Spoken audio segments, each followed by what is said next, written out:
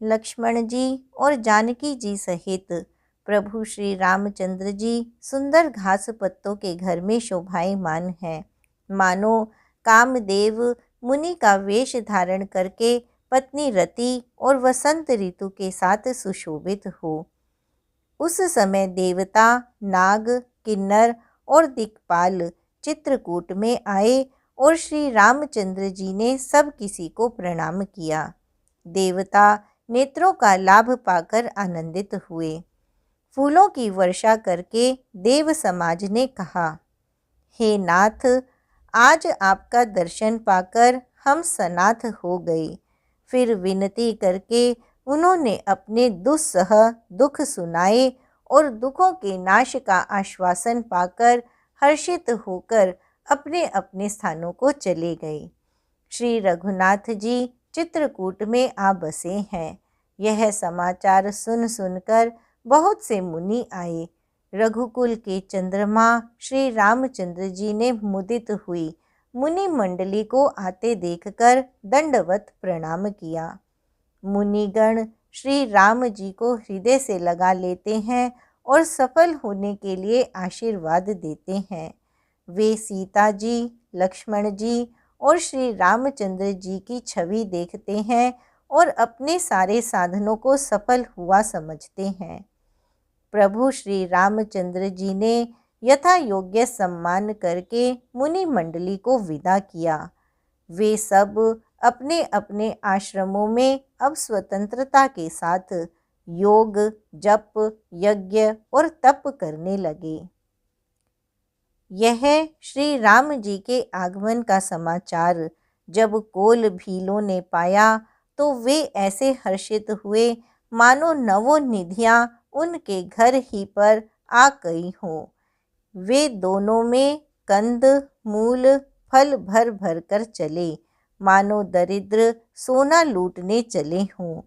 उनमें से जो दोनों भाइयों को पहले देख चुके थे, उनसे दूसरे लोग रास्ते में जाते हुए पूछते हैं।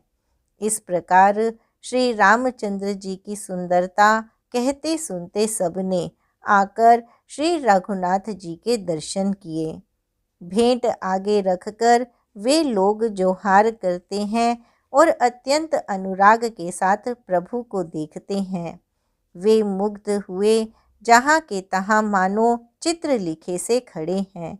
उनके शरीर पुलकित हैं और नेत्रों में प्रेमाश्रुओं के जल की बाढ़ आ रही है। श्री राम जी ने उन सबको प्रेम में मग्न जाना और प्रिय वचन कहकर सबका सम्मान किया। वे बार बार प्रभु श्री रामचंद्र जी को जोहार करते हुए हाथ जोड़कर विनीत वचन कहते हैं। हे नाथ, प्रभु आपके चरणों का दर्शन पाकर अब हम सब सनाथ हो गए। हे कौशल राज, हमारे ही भाग्य से आपका यहाँ शुभ आगमन हुआ है। हे नाथ, जहाँ जहाँ आपने अपने चरण रखे हैं वे पृथ्वी, वन, मार्ग और पहाड़ धन्य है। वे वन में विचरने वाले पक्षी और पशु धन्य हैं जो आपको देखकर सफल जन्म हो गए। हम सब भी अपने परिवार सहित धन्य हैं जिन्होंने नेत्र भरकर आपका दर्शन किया। आपने बड़ी अच्छी जगह विचार कर निवास किया है। यहाँ सभी ऋतुओं में आप सुखी रहिएगा। हम लोग सब प्रकार से हाथी, सिंह, सर्प और बाघों से बचाकर आपकी सेवा करेंगे। हे प्रभु, यहाँ के बीहड़ वन, पहाड़, गुफाएं और खोह सब पग पग हमारे देखे हुए हैं। हम वहाँ वहाँ आपको शिकार खिलावेंगे और तालाब, झरने आदि जलाशयों को दिखावेंगे। हम कुटुंब समेत आपके सेवक हैं। हे नाथ, इसलिए हमें आज्ञा देने में संकोच न कीजिएगा। जो वेदों में वचन और मुनियों के मन को भी अगम हैं, वे करुणा के धाम प्रभु श्री रामचंद्र जी भीलों के वचन इस तरह सुन रहे हैं जैसे पिता बालकों के वचन सुनता है। श्री रामचंद्र जी को केवल प्रेम प्यारा है। जो जानने वाला हो वह जान ले।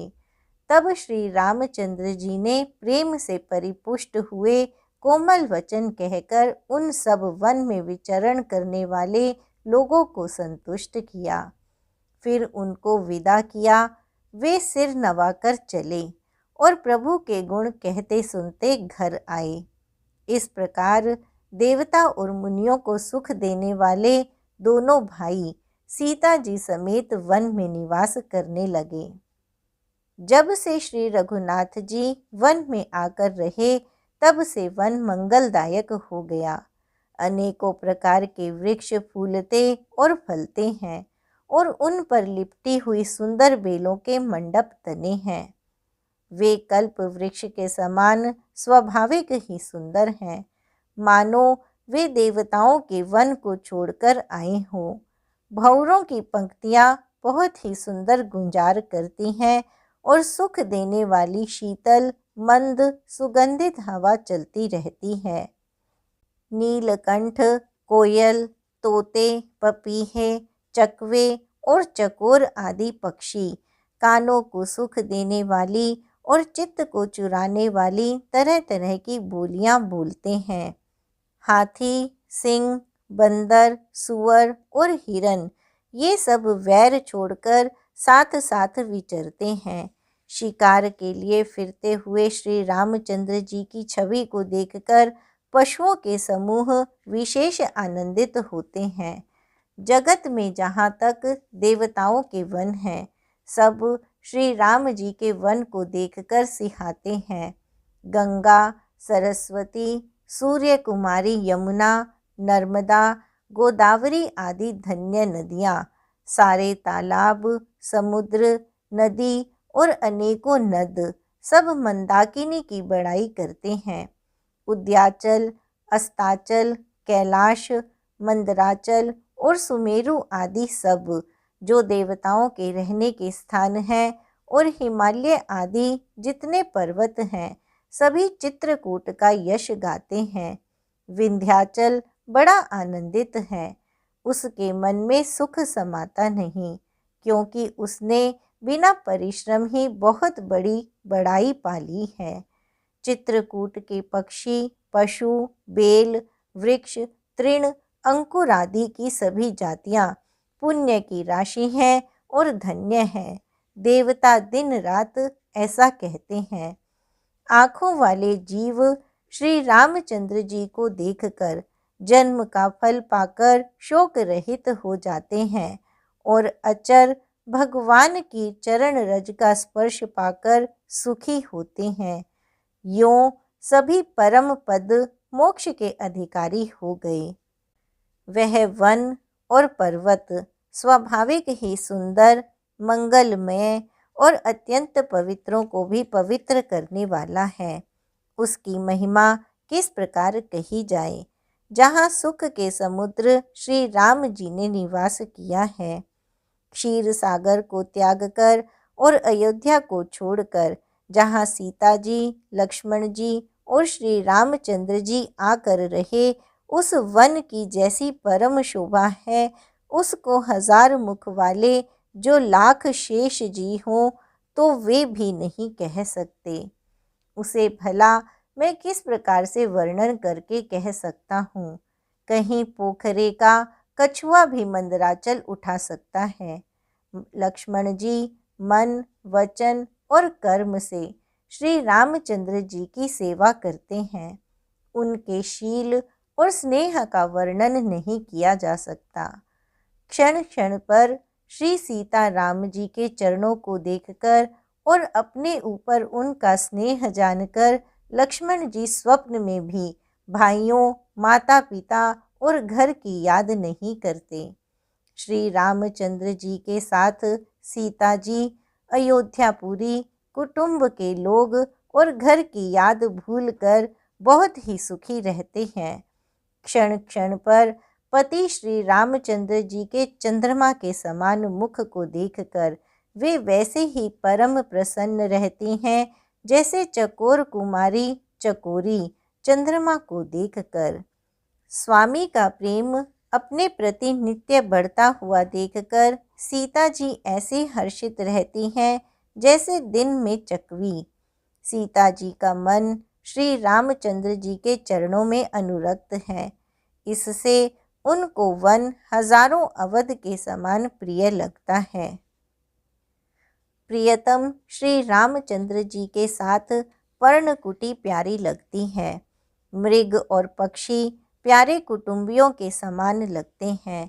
मुनियों की स्त्रियां सास के समान, श्रेष्ठ मुनि ससुर के समान और कंद मूल फलों का आहार उनको अमृत के समान लगता है। स्वामी के साथ सुंदर साथरी सैकड़ों कामदेव की सेजों के समान सुख देने वाली हैं, जिनके कृपा पूर्वक देखने मात्र से जीव लोकपाल हो जाते हैं, उनको कहीं भोग विलास मोहित कर सकते हैं। जिन श्री रामचंद्र जी का स्मरण करने से ही भक्तजन तमाम भोग विलास को तिनके के समान त्याग देते हैं, उन श्री रामचंद्र जी की प्रिय पत्नी और जगत की माता सीता जी के लिए यह कुछ भी आश्चर्य नहीं है। सीता जी और लक्ष्मण जी को जिस प्रकार सुख मिले, श्री रघुनाथ जी वही करते और वही कहते हैं। भगवान प्राचीन कथाएं और कहानियाँ कहते हैं और लक्ष्मण जी तथा सीता जी अत्यंत सुख मानकर सुनते हैं। जब जब श्री रामचंद्र जी अयोध्या की याद करते हैं, तब तब उनके नेत्रों में जल भर आता है। माता पिता, कुटुंबियों और भाइयों तथा भरत के प्रेम, शील और सेवा भाव को याद करके कृपा के समुद्र प्रभु श्री रामचंद्र जी दुखी हो जाते हैं, किंतु फिर कुसमय समझकर धीरज धारण कर लेते हैं। श्री रामचंद्र जी को दुखी देखकर सीता जी और लक्ष्मण जी भी व्याकुल हो जाते हैं, जैसे किसी मनुष्य की परछाई उस मनुष्य के समान ही चेष्टा करती है। तब धीर, कृपालु और भक्तों के हृदयों को शीतल करने के लिए चंदन रूप रघुकुल को आनंदित करने वाले श्री रामचंद्र जी प्यारी पत्नी और भाई लक्ष्मण की दशा देखकर कुछ पवित्र कथाएं कहने लगते हैं, जिन्हें सुनकर लक्ष्मण जी और सीता जी सुख प्राप्त करते हैं। लक्ष्मण जी और सीता जी सहित श्री रामचंद्र जी पर्णकुटी में ऐसे सुशोभित हैं जैसे अमरावती में इंद्र अपनी पत्नी शची और पुत्र जयंत सहित बसता है। प्रभु श्री रामचंद्र जी, सीता जी और लक्ष्मण जी की कैसी संभाल रखते हैं, जैसे पलकें नेत्रों के गोलकों की। इधर लक्ष्मण जी श्री सीता जी और श्री रामचंद्र जी की ऐसी सेवा करते हैं जैसे अज्ञानी मनुष्य शरीर की करते हैं। पक्षी, पशु, देवता और तपस्वियों के हितकारी प्रभु इस प्रकार सुखपूर्वक वन में निवास कर रहे हैं। तुलसीदास जी कहते हैं, मैंने श्री रामचंद्र जी का सुंदर वन गमन कहा। अब जिस तरह सुमंत्र अयोध्या में आए वह कथा सुनो। प्रभु श्री रामचंद्र जी को पहुंचाकर जब निषाद राज लौटा, तब आकर उसने रथ को मंत्री सहित देखा। मंत्री को व्याकुल देखकर निषाद को जैसा दुख हुआ वह कहा नहीं जाता। निषाद को अकेले आया देखकर सुमंत्र हा राम, हा राम, हा सीते, हा लक्ष्मण पुकारते हुए बहुत व्याकुल होकर धरती पर गिर पड़े। रथ के घोड़े दक्षिण दिशा की ओर, जिधर श्री रामचंद्र जी गए थे, देख देख कर हिनहिनाते हैं, मानो बिना पंख के पक्षी व्याकुल हो रहे हों। वे ना तो घास चरते हैं, न पानी पीते हैं, केवल आँखों से जल बहा रहे हैं। श्री रामचंद्र जी के घोड़ों को इस दशा में देखकर सब निषाद व्याकुल हो गए। तब धीरज धरकर निषाद राज कहने लगा, हे सुमंत्र जी, अब विषाद को छोड़िए। आप पंडित और परमार्थ के जानने वाले हैं। विधाता को प्रतिकूल जानकर धैर्य धारण कीजिए। कोमल वाणी से भांति भांति की कथाएं कहकर निषाद ने जबरदस्ती लाकर सुमंत्र को रथ पर बैठाया, परंतु शोक के मारे वे इतने शिथिल हो गए कि रथ को हाँक नहीं सकते। उनके हृदय में श्री रामचंद्र जी के विरह की बड़ी तीव्र वेदना है। घोड़े तड़फड़ाते हैं और ठीक रास्ते पर नहीं चलते, मानो जंगली पशु लाकर रथ में जोत दिए गए हों। वे श्री रामचंद्र जी के वियोगी घोड़े कभी ठोकर खाकर गिर पड़ते हैं, कभी घूमकर पीछे की ओर देखने लगते हैं। वे तीक्ष्ण दुख से व्याकुल हैं। जो कोई राम, लक्ष्मण या जानकी का नाम ले लेता है, घोड़े हीकर कर उसकी ओर प्यार से देखने लगते हैं। घोड़ों की विरह दशा कैसे कही जा सकती है। वे ऐसे व्याकुल हैं जैसे मणि के बिना सांप व्याकुल होता है। मंत्री और घोड़ों की यह दशा देखकर निषाद राज विषाद के वश हो गया। तब उसने अपने 4 उत्तम सेवक बुलाकर सारथी के साथ कर दिए। निषाद राज गुह सारथी सुमंत्र जी को पहुंचाकर विदा करके लौटा। उसके विरह और दुख का वर्णन नहीं किया जा सकता। वे चारों निषाद रथ लेकर अवध को चले। वे भी क्षण क्षण भर विषाद में डूबे जाते थे। व्याकुल और दुख से दीन हुए सुमंत्र जी सोचते हैं कि श्री रघुवीर के बिना जीने को धिक्कार है। आखिर यह अधम शरीर रहेगा तो है ही नहीं। अभी श्री रामचंद्र जी के बिछुड़ते ही छूटकर इसने यश क्यों नहीं ले लिया। ये प्राण अपयश और पाप के भांडे हो गए। अब ये किस कारण कूच नहीं करते। हाय नीच मन, मौका चूक गया। अब भी तो हृदय के 2 टुकड़े नहीं हो जाते। सुमंत्र हाथ मल मल कर और सिर पीट पीट कर पछताते हैं, मानो कोई कंजूस धन का खजाना खो बैठा हो। वे इस प्रकार चले मानो कोई बड़ा योद्धा वीर का बाना पहनकर और उत्तम शूरवीर कहलाकर युद्ध से भाग चला हो। जैसे कोई विवेकशील, वेद का ज्ञाता, साधु सम्मत आचरणों वाला और उत्तम जाति का ब्राह्मण धोखे से मदिरा पी ले और पीछे पछतावे, उसी प्रकार मंत्री सुमंत्र सोच कर पछता रहे हैं। जैसे किसी उत्तम कुल वाली, साधु स्वभाव की, समझदार और मन वचन कर्म से पति को ही देवता मानने वाली पतिव्रता स्त्री को भाग्यवश पति को छोड़कर रहना पड़े, उस समय उसके हृदय में जैसे भयानक संताप होता है, वैसे ही मंत्री के हृदय में हो रहा है। नेत्रों में जल भरा है, दृष्टि मंद हो गई है, कानों से सुनाई नहीं पड़ता। व्याकुल हुई बुद्धि बेठिकाने हो रही है। होंठ सूख रहे हैं, मुंह में लाटी लग गई है। किंतु ये सब मृत्यु के लक्षण हो जाने पर भी प्राण नहीं निकलते, क्योंकि हृदय में अवधि रूपी किवाड़ लगे हैं।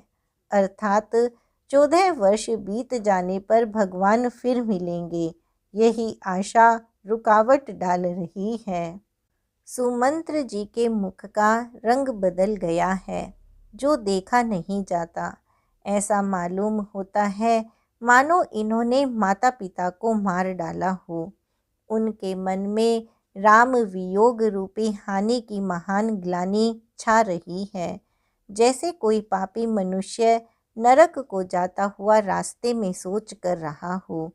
मुंह से वचन नहीं निकलते, हृदय में पछताते हैं कि मैं अयोध्या में जाकर क्या देखूंगा। श्री रामचंद्र जी से शून्य रथ को जो भी देखेगा वही मुझे देखने में संकोच करेगा। नगर के सब व्याकुल स्त्री पुरुष जब दौड़कर मुझसे पूछेंगे, तब मैं हृदय पर वज्र रखकर सबको उत्तर दूंगा। जब दीन दुखी सब माताएं पूछेंगी, तब हे विधाता मैं उन्हें क्या कहूँगा। जब लक्ष्मण जी की माता मुझसे पूछेंगी, तब मैं उन्हें कौन सा सुखदायी संदेशा कहूँगा। श्री राम जी की माता जब इस प्रकार दौड़ी आवेंगी, जैसे नई ब्याही हुई गऊ बछड़े को याद करके दौड़ी आती है, तब उनके पूछने पर मैं उन्हें यह उत्तर दूंगा कि श्री राम लक्ष्मण सीता वन को चले गए। जो भी पूछेगा उसे यही उत्तर देना पड़ेगा। हाय, अयोध्या जाकर अब मुझे यही सुख लेना है। जब दुख से दीन महाराज, जिनका जीवन श्री रघुनाथ जी के दर्शन के ही अधीन है, मुझसे पूछेंगे, तब मैं कौन सा मुंह लेकर उन्हें उत्तर दूंगा कि मैं राजकुमारों को कुशल पूर्वक पहुंचा आया हूँ। लक्ष्मण, सीता और श्री राम का समाचार सुनते ही महाराज तिनके की तरह शरीर को त्याग देंगे। प्रियतम श्री राम जी रूपी जल के बिछुड़ते ही मेरा हृदय कीचड़ की तरह फट नहीं गया। इससे मैं जानता हूँ कि विधाता ने मुझे यह यातना शरीर ही दिया है, जो पापी जीवों को नरक भोगने के लिए मिलता है। सुमंत्र इस प्रकार मार्ग में पछतावा कर रहे थे। इतने में ही रथ तुरंत तमसा नदी के तट पर आ पहुंचा। मंत्री ने विनय करके चारों निषादों को विदा किया। वे निषाद से व्याकुल होते हुए सुमंत्र के पैरों पड़कर लौटे। नगर में प्रवेश करते मंत्री ग्लानि के कारण ऐसे सकुचाते हैं, मानो गुरु, ब्राह्मण या गौ को मारकर आए हों। सारा दिन एक पेड़ के नीचे बैठकर बिताया। जब संध्या हुई तब मौका मिला। अंधेरा होने पर उन्होंने अयोध्या में प्रवेश किया और रथ को दरवाजे पर खड़ा करके वे चुपके से महल में घुसे। जिन जिन लोगों ने यह समाचार सुन पाया, वे सभी रथ देखने को राजद्वार पर आए। रथ को पहचानकर और घोड़ों को व्याकुल देखकर उनके शरीर ऐसे गले जा रहे हैं जैसे घाम में ओले। नगर के स्त्री पुरुष ऐसे व्याकुल हैं जैसे जल के घटने पर मछलियाँ। मंत्री का अकेले ही आना सुनकर सारा रनिवास व्याकुल हो गया। राजमहल उनको ऐसा भयानक लगा मानो प्रेतों का निवास स्थान हो। अत्यंत आर्त होकर सब रानियां पूछती हैं, पर सुमंत्र को कुछ उत्तर नहीं आता। उनकी वाणी विकल हो गई। न कानों से सुनाई पड़ता है और न आँखों से कुछ सूझता है। वे जो भी सामने आता है उससे पूछते हैं, कहो राजा कहाँ है। दासियां मंत्री को व्याकुल देखकर उन्हें कौशल्या जी के महल में लिवा गईं। सुमंत्र ने जाकर वहां राजा को कैसा देखा, मानो बिना अमृत के चंद्रमा हो। राजा आसन, शैया और आभूषणों से रहित बिल्कुल उदास पृथ्वी पर पड़े हुए हैं। वे लंबी सांसें लेकर इस प्रकार सोच करते हैं, मानो राजा ययाति स्वर्ग से गिरकर सोच कर रहे हों। राजा क्षण क्षण में सोच से छाती भर लेते हैं। ऐसी विकल दशा है मानो गीधराज जटायु का भाई संपाति पंखों के जल लाने पर गिर पड़ा हो। राजा बार बार राम राम, हा स्नेही राम कहते हैं, फिर हा राम, हा लक्ष्मण, हा जानकी ऐसा कहने लगते हैं। मंत्री ने देखकर जय जीव कहकर दंडवत प्रणाम किया। सुनते ही राजा व्याकुल होकर उठे और बोले, सुमंत्र, कहो राम कहाँ है। राजा ने सुमंत्र को हृदय से लगा लिया, मानो डूबते हुए आदमी को कुछ सहारा मिल गया हो। मंत्री को स्नेह के साथ पास बैठाकर नेत्रों में जल भरकर राजा पूछने लगे, हे मेरे प्रेमी सखा, श्री राम की कुशल कहो। बताओ, श्री राम, लक्ष्मण और जानकी कहाँ हैं? उन्हें लौटा लाए हो कि वे वन को चले गए? यह सुनते ही मंत्री के नेत्रों में जल भर आया। शोक से व्याकुल होकर राजा फिर पूछने लगे, सीता, राम और लक्ष्मण का संदेशा तो कहो। श्री रामचंद्र जी के रूप, गुण, शील और स्वभाव को याद कर करके राजा हृदय में सोच करते हैं और कहते हैं, मैंने राजा होने की बात सुनाकर वनवास दे दिया। यह सुनकर भी जिस राम के मन में हर्ष और विषाद नहीं हुआ, ऐसे पुत्र के बिछुड़ने पर भी मेरे प्राण नहीं गए, तब मेरे समान बड़ा पापी कौन होगा। हे सखा, श्री राम, जानकी और लक्ष्मण कहाँ हैं? मुझे भी वहीं पहुँचा दो, नहीं तो मैं सत्य भाव से कहता हूँ कि मेरे प्राण अब चलना ही चाहते हैं। राजा बार बार मंत्री से पूछते हैं, मेरे प्रियतम पुत्रों का संदेशा सुनाओ। हे सखा, तुम तुरंत वही उपाय करो जिससे श्री राम, लक्ष्मण और सीता को मुझे आंखों दिखा दो। मंत्री धीरज धरकर कोमल वाणी बोले, महाराज, आप पंडित और ज्ञानी हैं। हे देव, आप शूरवीर तथा उत्तम धैर्यवान पुरुषों में श्रेष्ठ हैं। आपने सदा साधुओं के समाज का सेवन किया है। जन्म मरण, सुख दुख के भोग, हानि लाभ, प्यारों का मिलना बिछुड़ना, ये सब, हे स्वामी, काल और कर्म के अधीन रात और दिन की तरह बरबस होते रहते हैं। मूर्ख लोग सुख में हर्षित होते और दुख में रोते हैं, पर धीर पुरुष अपने मन में दोनों को समान समझते हैं। हे सबके हितकारी, आप विवेक विचार कर धीरज धरिए और शोक का परित्याग कीजिए। श्री राम जी का पहला निवास तमसा के तट पर हुआ, दूसरा गंगा तीर पर। सीता जी सहित दोनों भाई उस दिन स्नान करके जल पीकर ही रहे। केवट निषाद राज ने बहुत सेवा की। वह रात सिंगरोर में ही बिताई।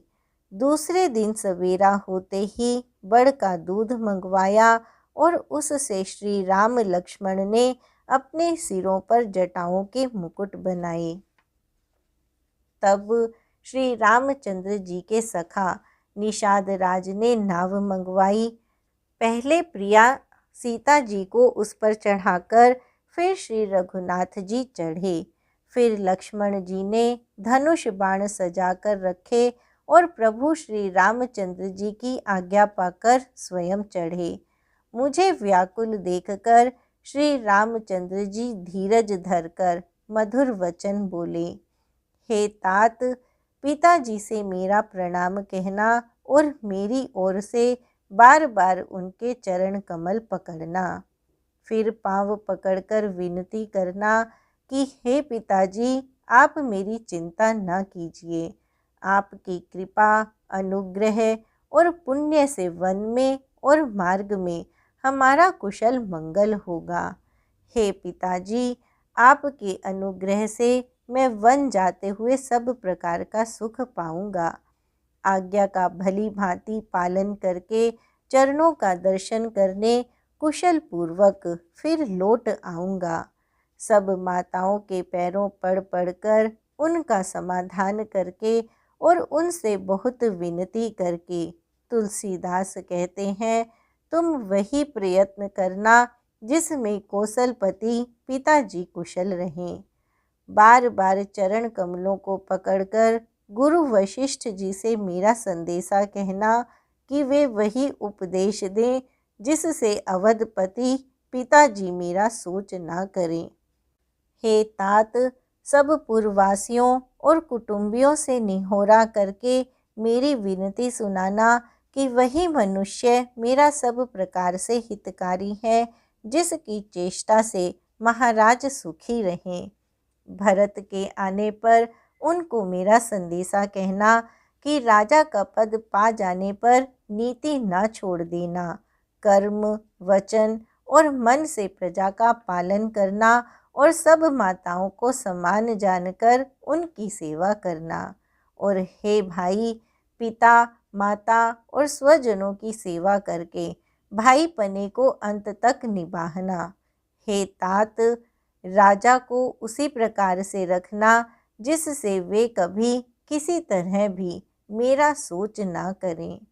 लक्ष्मण जी ने कुछ कठोर वचन कहे, किंतु श्री राम जी ने उन्हें बरजकर फिर मुझसे अनुरोध किया और बार बार अपनी सौगंध दिलाई और कहा, हे तात, लक्ष्मण का लड़कपन वहाँ न कहना।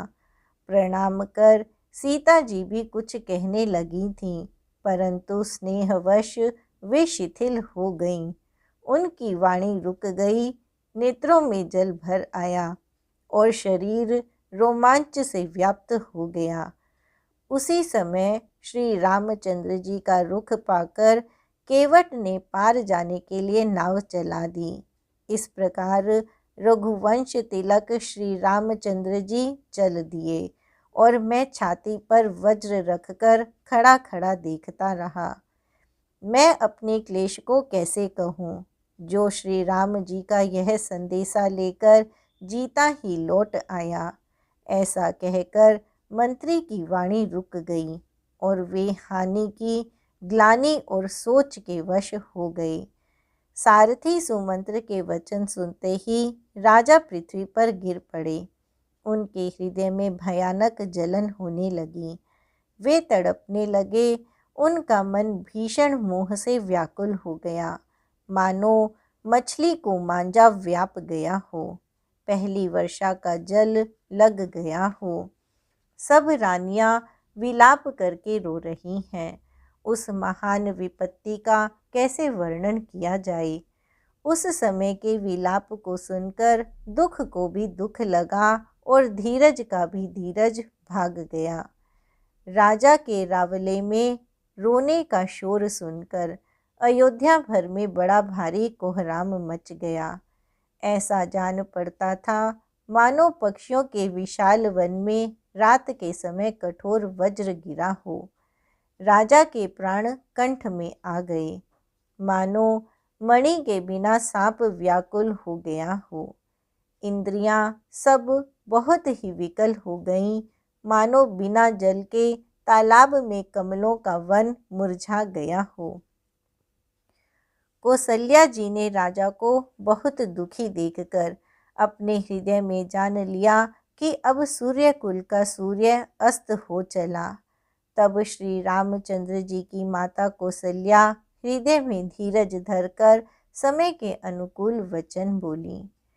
हे नाथ, आप मन में समझकर विचार कीजिए कि श्री रामचंद्र जी का वियोग अपार समुद्र है, अयोध्या जहाज है और आप उसके कर्णधार हैं। सब प्रियजन ही यात्रियों का समाज है जो इस जहाज पर चढ़ा हुआ है। आप धीरज धरिएगा तो सब पार पहुंच जाएंगे, नहीं तो सारा परिवार डूब जाएगा। हे प्रिय स्वामी, यदि मेरी विनती हृदय में धारण कीजिएगा तो श्री राम, लक्ष्मण, सीता फिर आ मिलेंगे।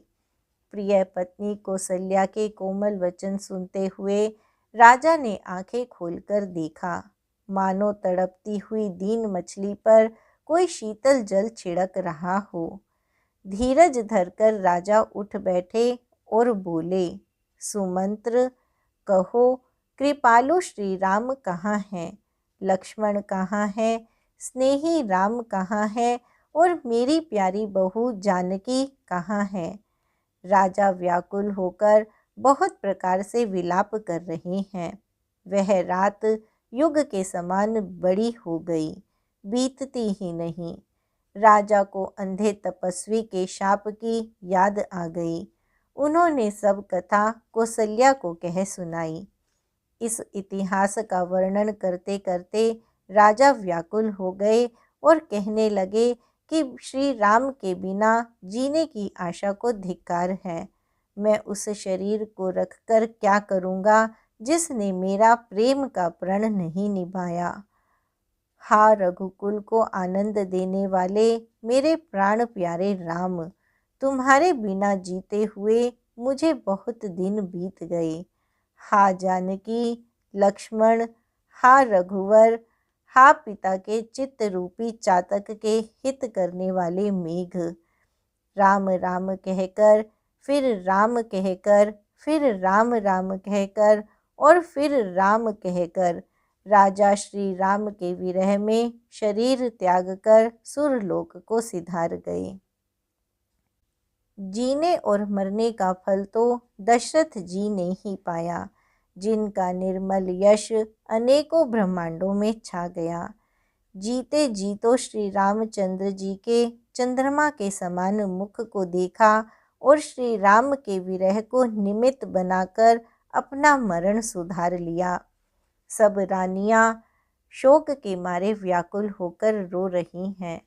वे राजा के रूप, शील, बल और तेज का बखान कर करके अनेकों प्रकार से विलाप कर रही हैं और बार बार धरती पर गिर गिर पड़ती हैं।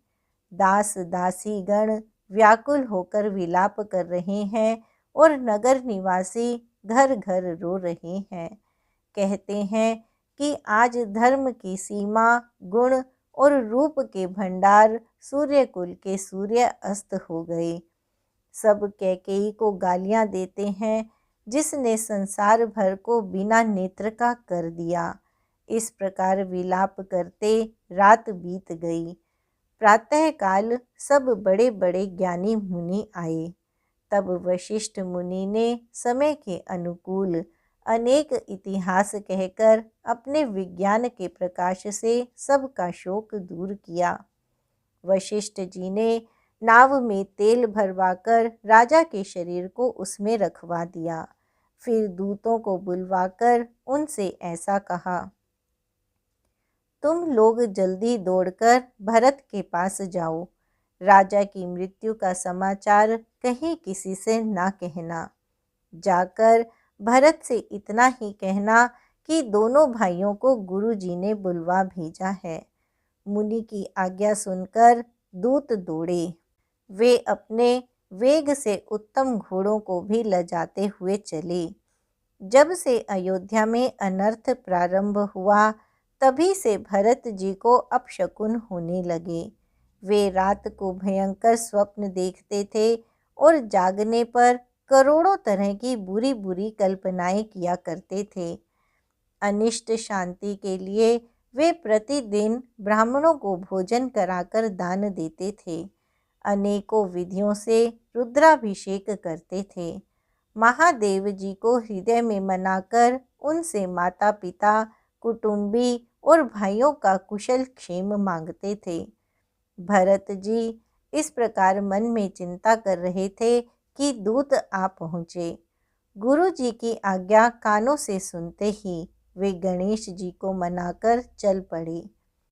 हवा के समान वेग वाले घोड़ों को हाँकते हुए वे विकट नदी, पहाड़ और जंगलों को लांघते हुए चले। उनके हृदय में बड़ा सोच था, कुछ सुहाता न था। मन में ऐसा सोचते थे कि उड़कर पहुंच जाऊं। एक एक निमेष वर्ष के समान बीत रहा था। इस प्रकार भरत जी नगर के निकट पहुँचे। नगर में प्रवेश करते समय अपशकुन होने लगे। कौवे बुरी जगह बैठकर बुरी तरह से कांव कांव कर रहे हैं। गधे और सियार विपरीत बोल रहे हैं। यह सुन सुनकर भरत के मन में बड़ी पीड़ा हो रही है। तालाब, नदी, वन, बगीचे सब शोभाहीन हो रहे हैं। नगर बहुत ही भयानक लग रहा है। श्री राम जी के वियोग रूपी बुरे रोग से सताए हुए पक्षी पशु घोड़े हाथी ऐसे दुखी हो रहे हैं कि देखे नहीं जाते। नगर के स्त्री पुरुष अत्यंत दुखी हो रहे हैं, मानो सब अपनी सारी संपत्ति हार बैठे हों। नगर के लोग मिलते हैं पर कुछ कहते नहीं। गांव से चुपके से जो हार करके चले जाते हैं। भरत जी भी किसी से कुशल नहीं पूछ सकते, क्योंकि उनके मन में भय और विषाद छा रहा है। बाजार और रास्ते देखे नहीं जाते, मानो नगर में दसों दिशाओं में दावाग्नि लगी है। पुत्र को आते सुनकर सूर्यकुल रूपी कमल के लिए चांदनी रूपी कैकेयी बड़ी हर्षित हुई। वह आरती सजाकर आनंद में भरकर उठ दौड़ी और दरवाजे पर ही मिलकर भरत शत्रुघ्न को महल में ले आई। भरत ने सारे परिवार को दुखी देखा, मानो कमलों के वन को पाला मार गया हो। एक कैकेयी ही इस तरह हर्षित दिखती हैं, मानो भीलनी जंगल में आग लगाकर आनंद में भर रही हो। पुत्र को सोचवश और मन मारे देखकर वह पूछने लगी, हमारे नहर में कुशल तो है? भरत जी ने सब कुशल कह सुनाई। फिर अपने कुल की कुशल क्षेम पूछी। भरत जी ने कहा, कहो पिताजी कहाँ हैं? मेरी सब माताएं कहाँ हैं? सीता जी और मेरे प्यारे भाई राम लक्ष्मण कहाँ हैं? पुत्र के स्नेह में वचन सुनकर नेत्रों में कपट का जल भरकर पापिनी कैकेयी भरत के कानों में और मन में शूल के समान चुभने वाले वचन बोली। हे तात, मैंने सारी बात बना ली थी। बेचारी मंथरा सहायक हुई, पर विधाता ने बीच में जरा सा काम बिगाड़ दिया। वह यह कि राजा देवलोक को पधार गए। भरत यह सुनते ही विषाद के मारे विवश हो गए, मानो सिंह की गर्जना सुनकर हाथी सहम गया हो। वे तात तात हा तात पुकारते हुए अत्यंत व्याकुल होकर जमीन पर गिर पड़े और विलाप करने लगे कि हे तात, मैं आपको स्वर्ग के लिए चलते समय देख भी ना सका। हाय, आप मुझे श्री राम जी को सौंप भी नहीं गए। फिर धीरज धरकर वे संभल कर उठे और बोले, माता, पिता के मरने का कारण तो बताओ। पुत्र का वचन सुनकर कैकेयी कहने लगी, मानो मर्म स्थान को पाछकर उसमें जहर भर रही हो। कुटिल और कठोर कैकेयी ने अपनी सब करनी शुरू से प्रसन्न मन से सुना दी। श्री रामचंद्र जी का वन जाना सुनकर भरत जी को पिता का मरण भूल गया और हृदय में इस सारे अनर्थ का कारण अपने को ही जानकर वे मौन होकर स्तंभित रह गए। पुत्र को व्याकुल देखकर कैकेयी समझाने लगी, मानो जले पर नमक लगा रही हो। वह बोली, हे तात, राजा सोच करने योग्य नहीं है। उन्होंने पुण्य और यश कमाकर उसका पर्याप्त भोग किया। जीवन काल में ही उन्होंने जन्म लेने के संपूर्ण फल पा लिए और अंत में वे इंद्रलोक को चले गए। ऐसा विचार कर सोच छोड़ दो और समाज सहित नगर का राज्य करो। राजकुमार भरत जी यह सुनकर बहुत ही सहम गए, मानो पके घाव पर अंगार छूट गया हो। उन्होंने धीरज धरकर बड़ी लंबी सांस लेते हुए कहा, पापिनी, तूने सभी तरह से कुल का नाश कर दिया। हाय, यदि तेरी ऐसी ही अत्यंत बुरी रुचि थी तो तूने जन्मते ही मुझे मार क्यों नहीं डाला? तूने पेड़ को काटकर पत्ते को सींचा है और मछली के जीने के लिए पानी को उलीच डाला।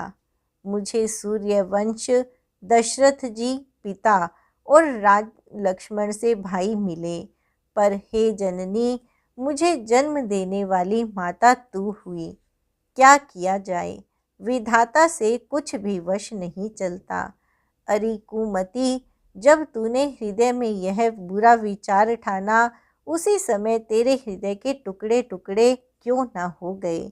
वरदान मांगते समय तेरे मन में कुछ भी पीड़ा नहीं हुई, तेरी जीभ गल नहीं गई, तेरे मुंह में कीड़े नहीं पड़ गए।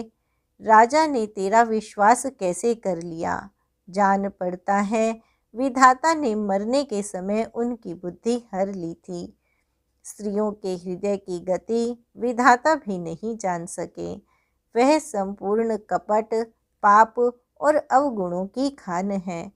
फिर राजा तो सीधे, सुशील और धर्मपरायण थे। वे भला स्त्री स्वभाव को कैसे जानते। अरे, जगत के जीव जंतुओं में ऐसा कौन है जिसे श्री रघुनाथ जी प्राणों के समान प्यारे नहीं हैं। वे श्री राम जी भी तुझे अहित हो गए, तू कौन है। मुझे सच सच कह, तू जो है सो है। अब मुंह में स्याही पोतकर उठकर मेरी आंखों की ओट में जा बैठ। विधाता ने मुझे श्री राम जी से विरोध करने वाले तेरे हृदय से उत्पन्न किया। मेरे बराबर पापी दूसरा कौन है। मैं व्यर्थ ही तुझे कुछ कहता हूँ। माता की कुटिलता सुनकर शत्रुघ्न जी के सब अंग क्रोध से जल रहे हैं, पर कुछ वश नहीं चलता। उसी समय भांति भांति के कपड़ों और गहनों से सजकर कुबरी मंथरा वहां आई। उसे सजी देखकर लक्ष्मण के छोटे भाई शत्रुघ्न जी क्रोध में भर गए, मानो जलती हुई आग को घी की आहुति मिल गई हो। उन्होंने जोर से तककर कुबड़ पर एक लात जमा दी। वह चिल्लाती हुई मुंह के बल जमीन पर गिर पड़ी। उसका कुबड़ टूट गया, कपाल फूट गया, दांत टूट गए और मुंह से खून बहने लगा। वह कराहती हुई बोली, हाय देव, मैंने क्या बिगाड़ा, जो भला करते बुरा फल पाया। उसकी यह बात सुनकर और उसे नख से शिखा तक दुष्ट जानकर शत्रुघ्न जी झोंटा पकड़ पकड़ कर उसे घसीटने लगे। तब दयानिधि भरत जी ने उसको छुड़ा दिया और दोनों भाई तुरंत कौशल्या जी के पास गए। कौशल्या जी मैले वस्त्र पहने हैं, चेहरे का रंग बदला हुआ है, व्याकुल हो रही हैं, दुख के बोझ से शरीर सूख गया है। ऐसी दिख रही हैं मानो सोने की सुंदर कल्पलता को वन में पाला मार गया हो। भरत को देखते ही माता कौशल्या जी उठ दौड़ी, पर चक्कर आ जाने से मूर्छित होकर पृथ्वी पर गिर पड़ी। यह देखते ही भरत जी बड़े व्याकुल हो गए और शरीर की सुध भुलाकर चरणों में गिर पड़े। फिर बोले, माता, पिताजी कहाँ हैं? उन्हें दिखा दे। सीता जी तथा मेरे दोनों भाई श्री राम लक्ष्मण कहाँ हैं? उन्हें दिखा दे। कैकेयी जगत में क्यों जन्मी, और यदि जन्मी ही तो फिर बांझ क्यों न हुई? जिसने कुल के कलंक, अपयश के भांडे और प्रियजनों के द्रोही मुझ जैसे पुत्र को उत्पन्न किया। तीनों लोकों में मेरे समान अभागा कौन है, जिसके कारण हे माता तेरी यह दशा हुई। पिताजी स्वर्ग में हैं और श्री राम जी वन में हैं। केतु के समान केवल मैं ही इन सब अनर्थों का कारण हूँ। मुझे धिक्कार है, मैं बांस के वन में आग उत्पन्न हुआ और कठिन दाह, दुख और दोषों का भागी बना।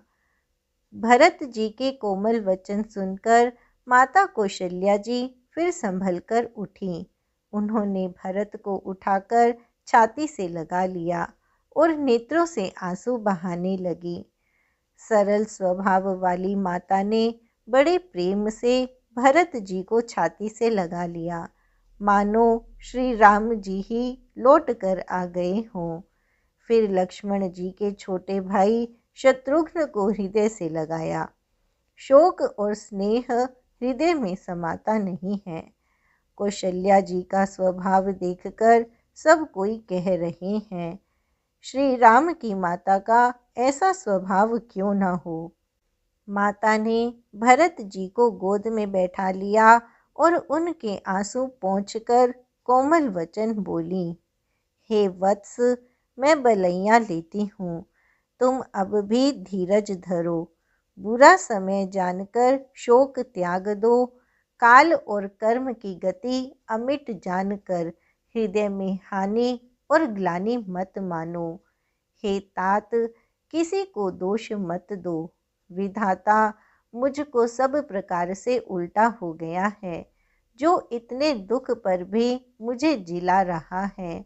अब भी कौन जानता है उसे क्या भा रहा है।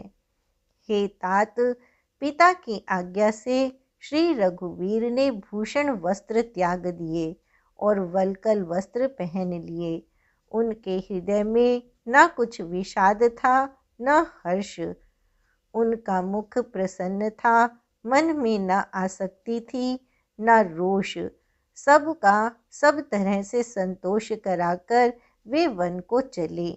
यह सुनकर सीता भी उनके साथ लग गई।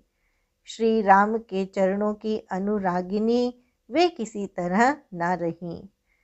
सुनते ही लक्ष्मण भी साथ ही उठ चले। श्री रघुनाथ ने उन्हें रोकने के लिए बहुत यत्न किए, पर वे न रहे। तब श्री रघुनाथ जी ने सबको सिर नवाकर सीता और छोटे भाई लक्ष्मण को साथ लेकर चले गए। श्री राम, लक्ष्मण और सीता वन को चले गए। मैं ना तो साथ ही गई और न मैंने अपने प्राण ही उनके साथ भेजे। यह सब इन्हीं आँखों के सामने हुआ, तो भी अभागे जीव ने शरीर नहीं छोड़ा। अपने स्नेह की ओर देखकर मुझे लाज भी नहीं आती। राम सरीखे पुत्र की मैं माता। जीना और मरना तो राजा ने खूब जाना। मेरा हृदय तो सैकड़ों वज्रों के समान कठोर है। कौशल्या जी के वचनों को सुनकर भरत सहित सारा रनिवास व्याकुल होकर विलाप करने लगा। राजमहल मानो शोक का निवास बन गया। भरत, शत्रुघ्न दोनों भाई विकल होकर विलाप करने लगे। तब कौशल्या जी ने उनको हृदय से लगा लिया। अनेकों प्रकार से भरत जी को समझाया और बहुत सी विवेक भरी बातें उन्हें कहकर सुनाई। भरत जी ने भी सब माताओं को पुराण और वेदों की सुंदर कथाएं कहकर समझाया। दोनों हाथ जोड़कर भरत जी छल रहित, पवित्र और सीधी सुंदर वाणी बोले।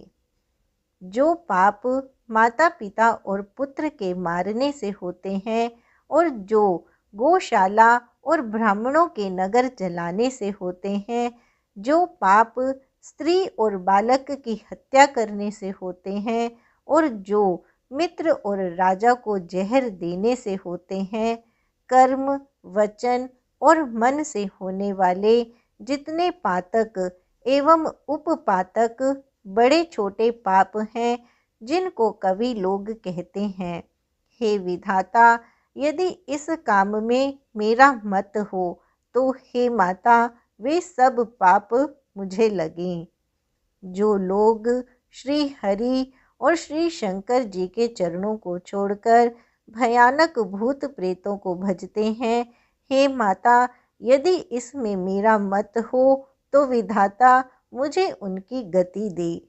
जो लोग वेदों को बेचते हैं, धर्म को दूह लेते हैं, चुगलखोर हैं, दूसरों के पापों को कह देते हैं, जो कपटी, कुटिल, कलह प्रिय और क्रोधी हैं, तथा जो वेदों की निंदा करने वाले और विश्व भर के विरोधी हैं, जो लोभी, लंपट और लालचियों का आचरण करने वाले हैं, जो पराये धन और पराई स्त्री की ताक में रहते हैं, हे जननी, यदि इस काम में मेरी सम्मति हो तो मैं उनकी भयानक गति को पाऊं, जिनका सत्संग में प्रेम नहीं है, जो अभागे परमार्थ के मार्ग से विमुख हैं, जो मनुष्य शरीर पाकर श्री हरि का भजन नहीं करते, जिनको हरि हर भगवान विष्णु और शंकर जी का सुयश नहीं सुहाता, जो वेद मार्ग को छोड़कर वेद प्रतिकूल मार्ग पर चलते हैं, जो ठग हैं और वेश बनाकर जगत को छलते हैं। हे माता, यदि मैं इस भेद को जानता भी हूँ तो शंकर जी मुझे उन लोगों की गति दें। माता कौशल्या जी भरत के स्वाभाविक ही सच्चे और सरल वचनों को सुनकर कहने लगी, हे तात, तुम तो मन, वचन और शरीर से सदा ही श्री रामचंद्र के प्यारे हो। श्री राम तुम्हारे प्राणों से बढ़कर प्राण प्रिय हैं और तुम भी श्री रघुनाथ को प्राणों से भी अधिक प्यारे हो। चंद्रमा चाहे विष चुआने लगे और पाला आग बरसाने लगे, जलचर जीव जल से विरक्त हो जाए और ज्ञान हो जाने पर भी चाहे मोह ना मिटे, पर तुम श्री रामचंद्र के प्रतिकूल कभी नहीं हो सकते। इसमें तुम्हारी सम्मति है। जगत में जो कोई ऐसा कहते हैं वे स्वप्न में भी सुख और शुभ गति नहीं पावेंगे। ऐसा कहकर माता कौशल्या ने भरत जी को हृदय से लगा लिया। उनके स्तनों से दूध बहने लगा और नेत्रों में प्रेमाश्रुओं का जल छा गया। इस प्रकार बहुत विलाप करते हुए सारी रात बैठे ही बैठे बीत गई। तब वामदेव जी और वशिष्ठ जी आए। उन्होंने सब मंत्रियों तथा महाजनों को बुलवाया। फिर मुनि वशिष्ठ जी ने परमार्थ के सुंदर समयानुकूल वचन कहकर बहुत प्रकार से भरत जी को उपदेश दिया। वशिष्ठ जी ने कहा, हे तात, हृदय में धीरज धरो और आज जिस कार्य के करने का अवसर है उसे करो। गुरु जी के वचन सुनकर भरत जी उठे और उन्होंने सब तैयारी करने के लिए कहा।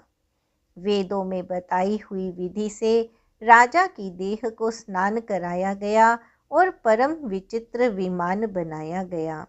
भरत जी ने सब माताओं को चरण पकड़कर रखा, अर्थात प्रार्थना करके उनको सती होने से रोक लिया।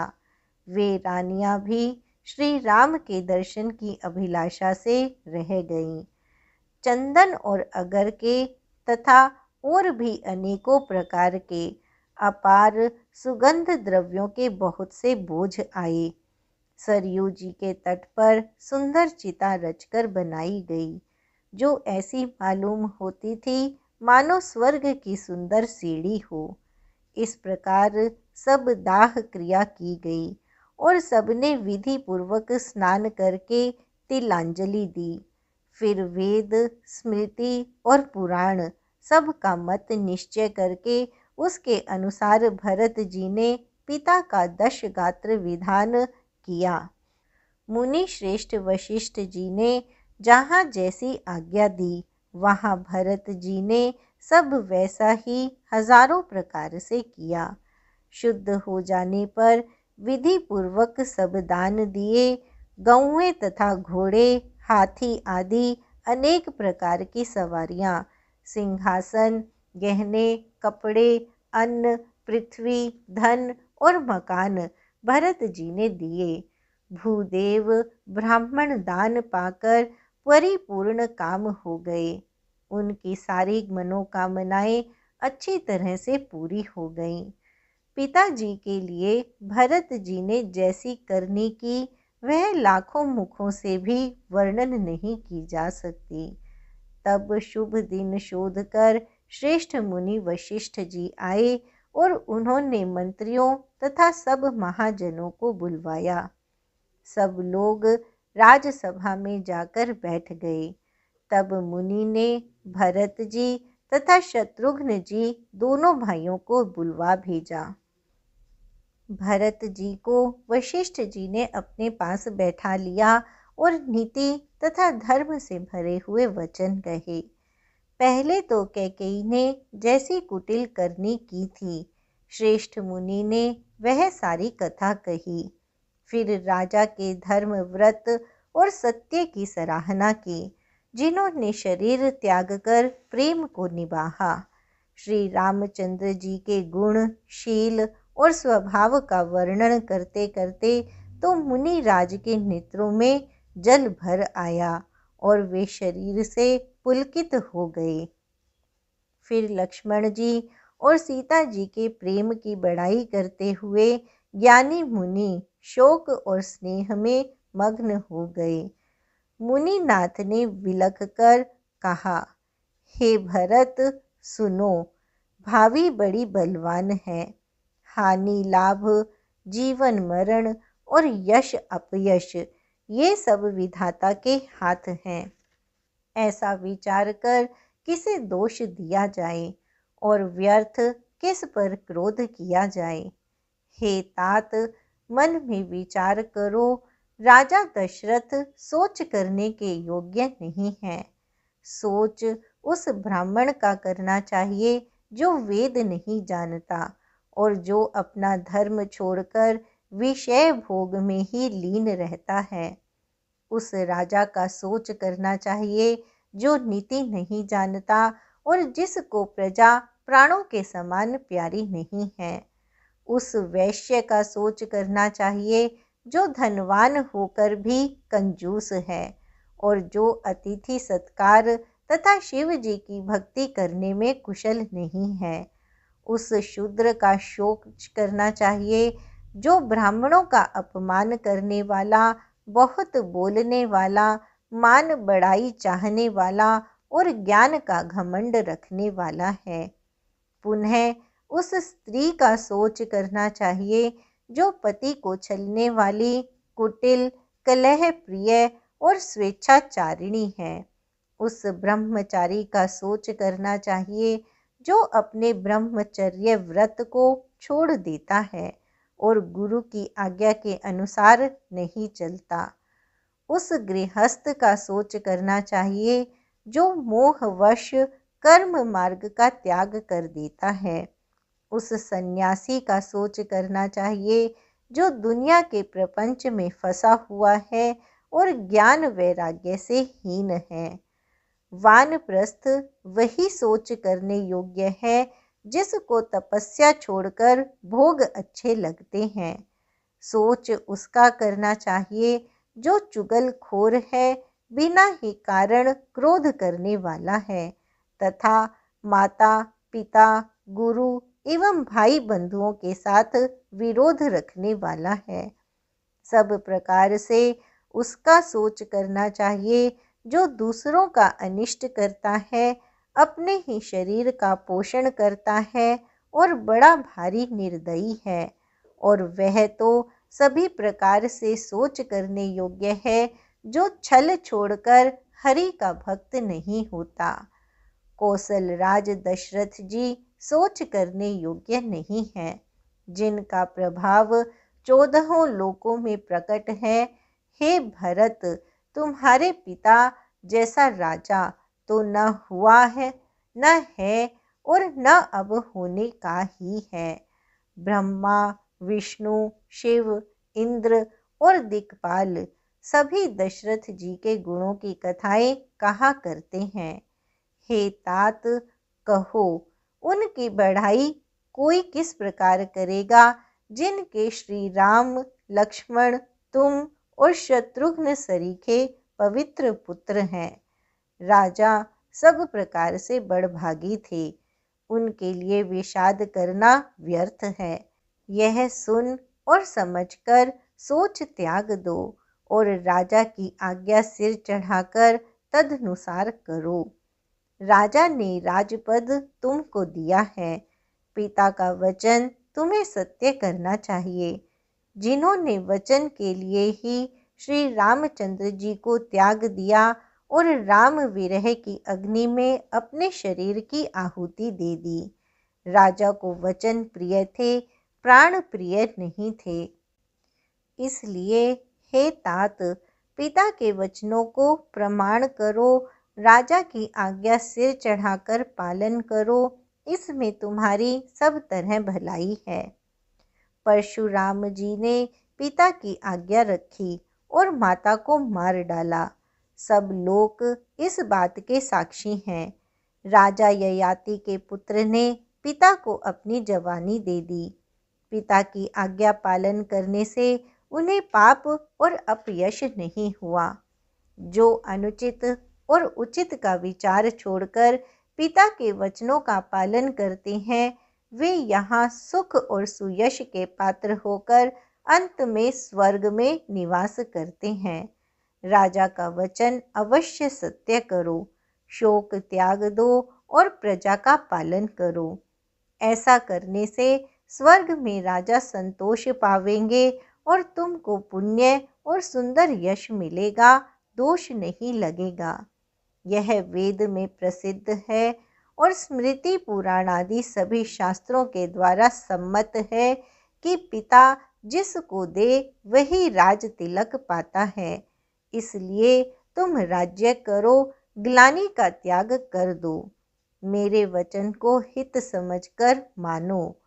इस बात को सुनकर श्री रामचंद्र जी और जानकी जी सुख पावेंगे और कोई पंडित इसे अनुचित नहीं कहेगा।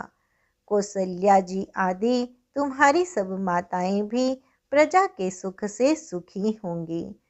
जो तुम्हारे और श्री रामचंद्र जी के श्रेष्ठ संबंध को जान लेगा, वह सभी प्रकार से तुमसे भला मानेगा।